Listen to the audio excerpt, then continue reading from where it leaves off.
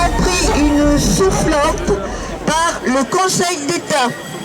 Donc le Conseil d'État a dit qu'il ne pouvait pas mener sa mission avec la sérénité et les délais de réflexion nécessaires pour garantir au mieux la sécurité juridique de l'examen auquel il a procédé pour la réforme des retraites.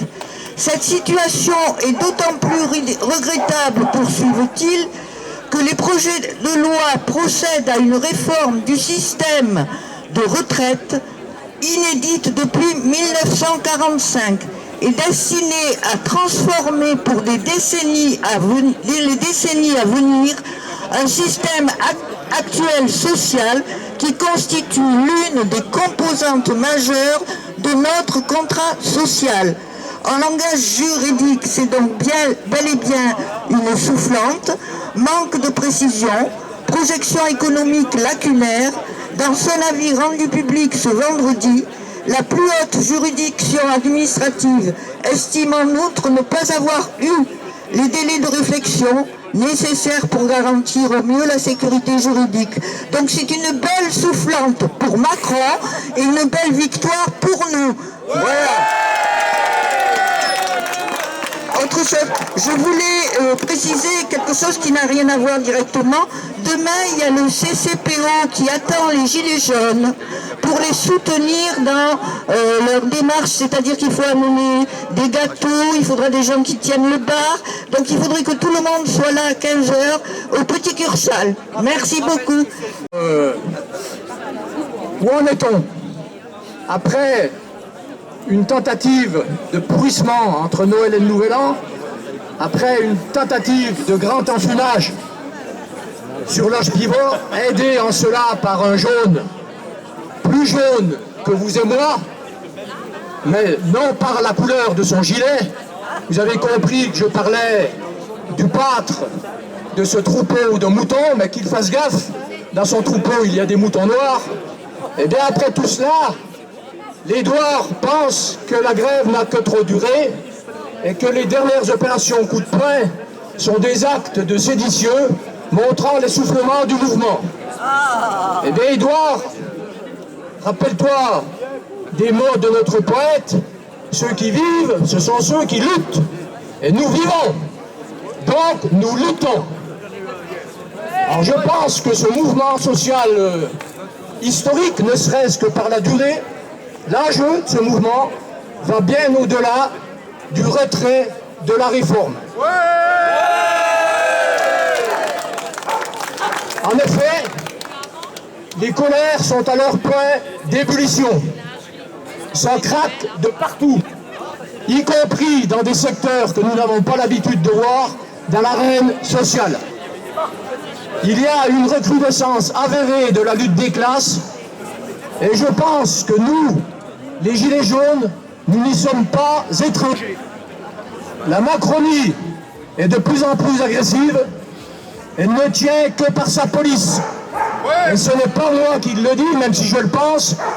J'ai lu l'interview dans le média ce 14 janvier d'un policier de mémoire qui s'appelle Noam Anwar. C'est lui qui le dit. C'est un policier du syndicat Vigie-Police, le même syndicat que le policier Alexandre Langlois mis à pied par Castaner. Où j'en étais? Oui, alors, oui. Les dernières grèves victorieuses remontent à 1995 avec la loi Juppé, le plan Juppé sur les retraites déjà, puis 2006 contre le CPE, le contrat première embauche de Villepin. Après, nous n'avons subi que des défaites. La loi travail, Hollande, El Khomri, Macron, en 2016. En 2018, la casse du statut des cheminots et l'ouverture à la SNCF, de la SNCF au privé. Une énième défaite est inconcevable. Nous devons gagner et nous allons gagner.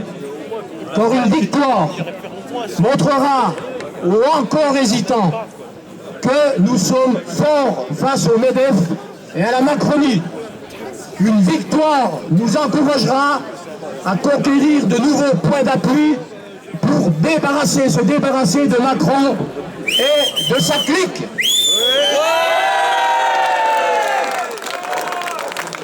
Bien sûr, il faudra généraliser la grève. C'est ce qui est difficile, il faut que de nombreux secteurs, du privé principalement, se joignent à nous. Mais sur le plan local, les dernières cérémonies des vœux des Macronards ou apparentés ont été fortement perturbées. Nous devons les harceler sans arrêt, car il faut les désarçonner, les déstabiliser, les faire douter. Et vendredi, jeudi, vendredi, je ne me rappelle plus, après la manif au flambeau, une camarade disait devant la permanence du triste cire à Lauzet, et je trouve que c'est une très bonne idée, qu'il faudrait l'emmurer avec une montagne de vieilles pompes, lui le député Godillot. Ça, c'est une action envisagée. Et je pense au fameux cacerolazo des Chiliens, et pas que, ces concerts de casseroles. Vous nous pourrissez la vie, on vous empêche de dormir.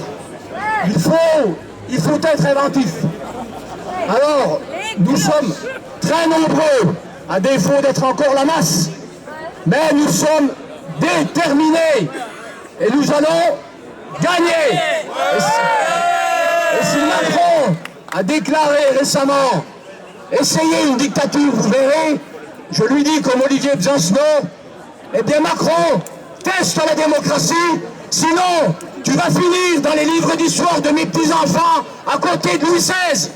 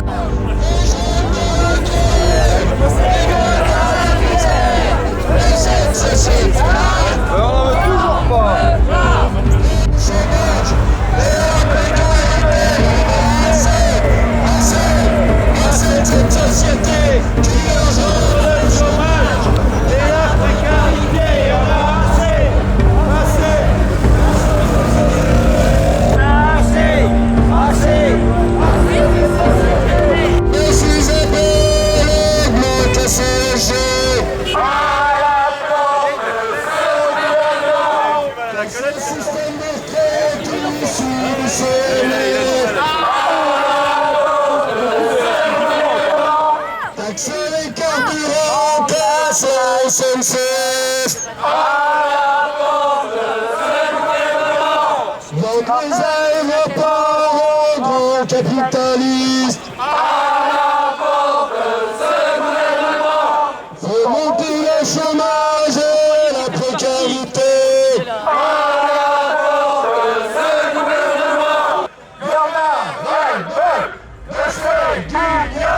Qui ferme nos usines, nos hôpitaux et nos écoles.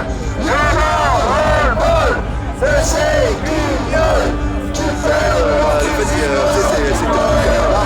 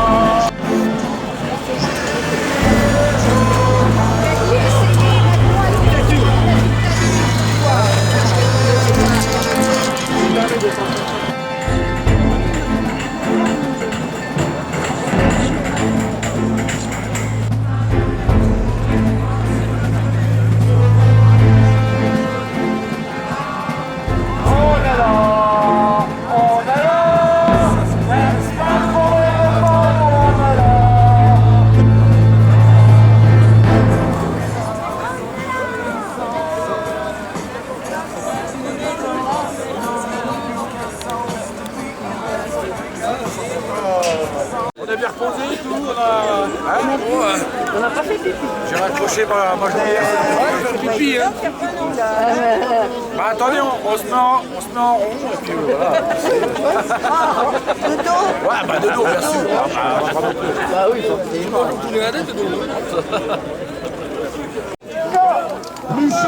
Plus chaud que le climat et on est chaud. Plus chaud que le climat et on est chaud. Plus chaud que le climat et on est chaud. Plus chaud que le climat et on est chaud. Plus chaud que le climat et on est chaud. Plus chaud que le climat et on est chaud. Plus chaud que le climat et on est chaud. Plus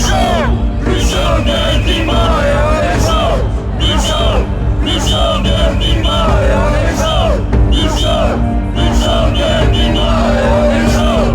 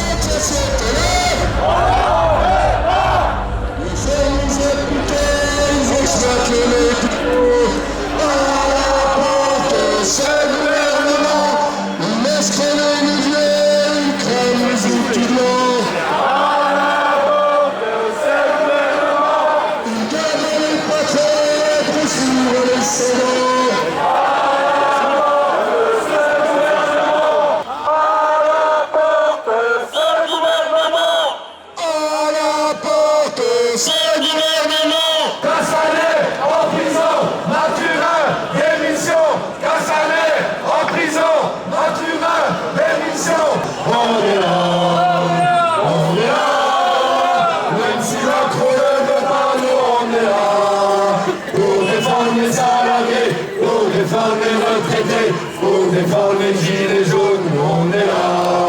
On est là. On est là. Même si Macron ne veut pas, nous on est là.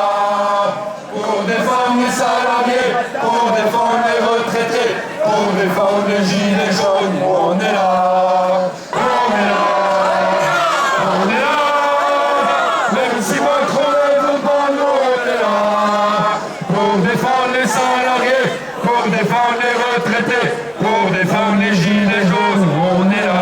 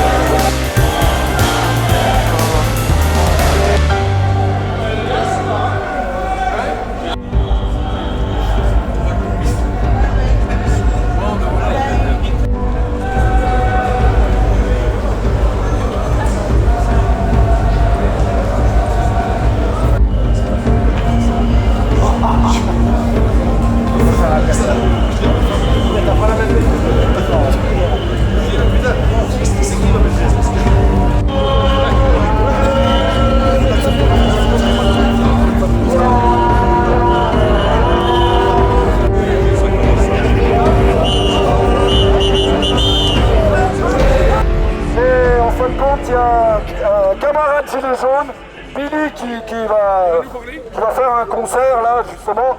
Et après il y a les gilets jaunes, il y a le film Je veux du soleil. Là c'est pas moi, c'est Billy Fumé. Ouais, c'est Billy Fumé, ouais, non, il habite à côté de chez moi, mais c'est pas moi.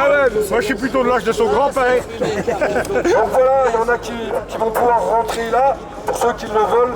Voilà, parce que c'est avec les Gilets jaunes, donc il y a un festival. Hier, il y avait un film sur l'attaque de l'usine de Peugeot, le 11 juin 1968. Et voilà, c'est des anciens films sur la culture ouvrière. Donc c'est hyper important, ça contribue.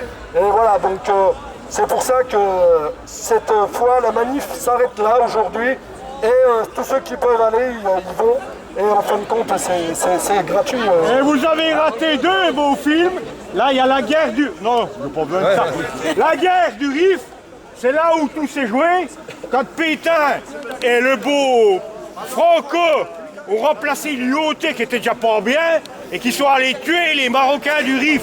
Et toute la guerre de 40 a commencé là. Ils se sont fait leurs armes. Et hier, il y avait Allende. Comment une puissance impérialiste peut... américaine, bien entendu, merci pour ceux qui soufflent, peut déstabiliser un gouvernement élu par le peuple, par les pauvres et que les petits commerçants vont rejoindre la bourgeoisie en croyant qu'ils ont perdu quelque chose. Bien fait, parce que Pinochet les a tendés aussi en même temps que les autres. Et puis la suite, c'est quoi? Ben ce soir, je sais pas, je me rappelle sur mai 68. Mai 68. D'accord. Là, les deux films sont super. Sur la LND et puis la guerre. J'ai pas envie. Ça va jamais vu. Il est super. Dieu m'a pas compris. Dieu me pas. Communiste anarchiste. Anti-capitaliste. Anti-capitaliste. Anti-capitaliste. Anti-capitaliste. C'était juste pour vous dire, donc c'est jeudi 30 à la salle Malcombe, donc près de Planoise.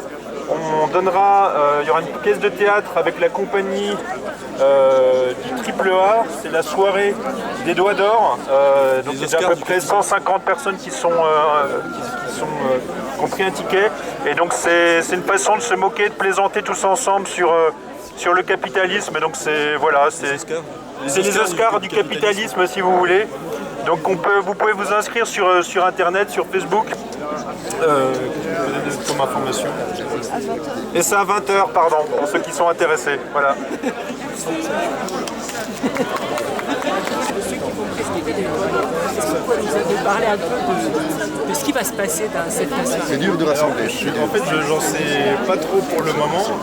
C'est juste une sorte de soirée humoristique. On va remettre des sortes d'Oscars aux capitalistes. Et donc moi, je vais prendre, une fois n'est pas coutume, je vais prendre la défense des capitalistes pendant cette soirée. Et on va lire l'ennemi public numéro 1 de Besançon. Alors, j'ai quelques idées. Donc, ennemi public numéro 1, en fait, ça sera peut-être des gilets jaunes, ça sera peut-être des militants qui font un gros travail sur Besançon. Donc c'est vraiment une soirée humoristique qui aura lieu jeudi 30 à 8h. Vous pouvez regarder, donc ça s'appelle la soirée des Doigts d'Or. Vous pouvez déjà vous enregistrer sur internet. Alors, je rappelle, vous êtes aussi auteur du livre Là où est l'argent, vous êtes aussi lanceur d'alerte, mais c'était ça, lanceur d'alerte.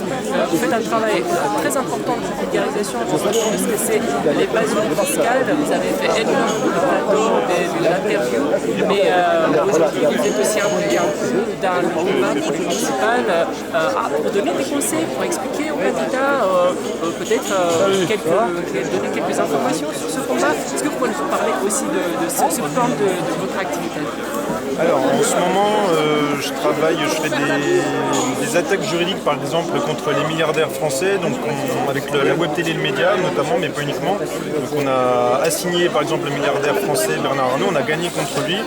On a assigné aussi d'autres personnes comme Lagardère, Arnaud Lagardère. Donc là c'est des actions juridiques pour demander des comptes.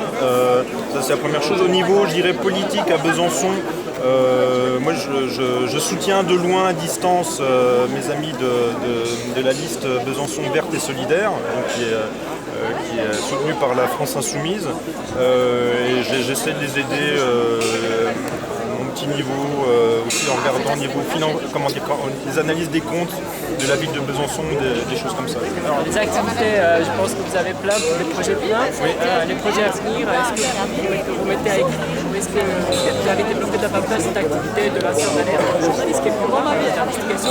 Alors oui, donc là j'ai été embauché par la web télé et le média, donc je vais avoir mon émission qui va commencer prochainement, ça va s'appeler Comment livre là où est l'argent. Il y a aussi un deuxième format d'émission que je vais commencer qui s'appelle Les Amis. Donc je pensais, enfin là je permets de t'inviter justement à des moments pour l'émission, parce que je vais commencer par interviewer des gens de Besançon, tout à faire, même si la web télé et le média est à Montreuil, donc c'est la parisienne. Donc ça c'est une de mes premières activités. La deuxième activité, donc mon livre les droits ont été rachetés pour un film, donc c'est en cours. Là, il y a une boîte de production qui est en train de travailler sur le scénario. Et puis je travaille à un gros réseau en ce moment avec des avocats, des juristes, des syndicalistes, des analystes financiers pour échanger des informations et qu'on sorte ces informations dans la presse alternative et qu'on attaque juridiquement les fraudeurs multinationales et milliardaires, mais également les États étrangers qui attaquent les intérêts français tels que les Américains. Donc voilà, il y a pas mal de gros projets en cours. Merci beaucoup Merci, pour Emma. tout ça. Et à Merci. très bientôt.